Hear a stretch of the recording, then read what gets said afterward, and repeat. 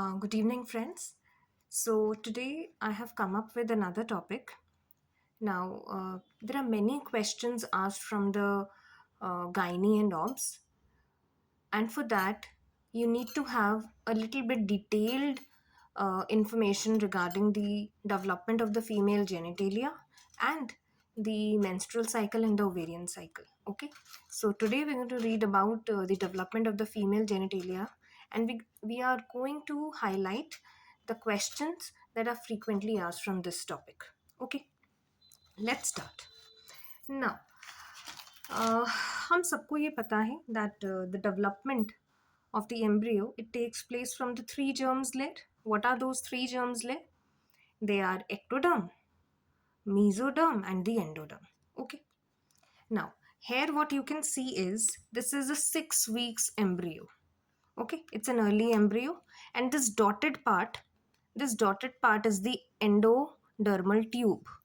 Okay, now from your general information you must be knowing that endodermal tube is the one which gives out various structures in our body, like the gut, a part of lungs, okay, and also the genitalia. So these all structures develop from the endodermal tube. Okay, now just at the caudal end, now this is the caudal end. At the caudal end, or you may say at the bottom of the embryo, where this endodermal tube ends, what we have is we have a cloaca. Okay, this is cloaca. Now at around 7 weeks, this cloaca, it is being divided into two parts by appearance of a urorectal septum. ये यूरोरेक्टल septum जो है ये यहाँ appear हो जाता है, and it divides the cloaca into two parts. One is the urogenital sinus and the other one is primitive rectum. Okay, now this urogenital sinus, आगे चलकर it gives rise to the urinary bladder, urethra, and the lower 1/3 of vagina. Okay, and this primitive rectum, as the name says, it gives rise to rectum. Okay, now this cloaca, this is its end. Okay, now it is covered by a membrane which is called as cloacal membrane. All right, now when the urorectal septum divides the cloaca into two parts, then this membrane also gets divided. Okay, now the anterior part is known as urogenital membrane and the posterior part is known as anal membrane. Okay, now later what happens is ectodermal swellings starts developing around the urogenital membrane. These are the ectodermal swellings. Okay, now in these swellings what we have is there are certain lateral swellings. Okay, they are called as genital swellings.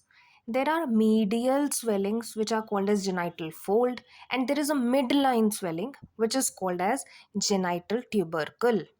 Okay, now what happens is, now this is an appearance of an undifferentiated stage of an external genitalia. Now इसका क्या मतलब है, ये जो है ये एक undifferentiated stage of external genitalia का स्टेट है. एक तरीके से यू में से it's a neutral state. Okay, यहाँ से डेवलपमेंट जो है वो प्रोसीड कर सकती है in either of the direction.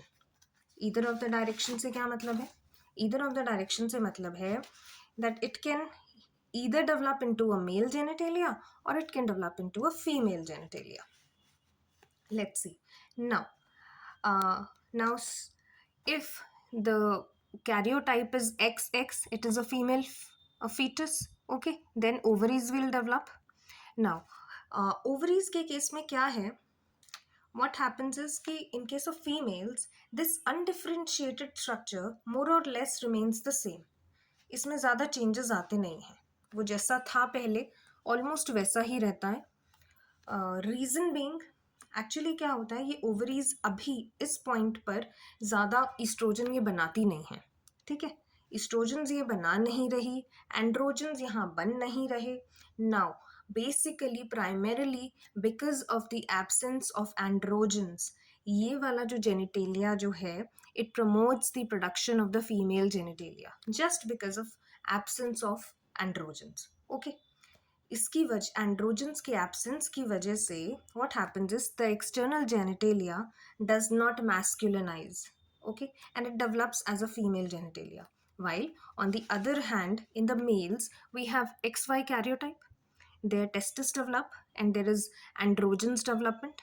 Now what these androgens do is, now there is a SRY gene on the Y chromosome which leads to development of the male gonads.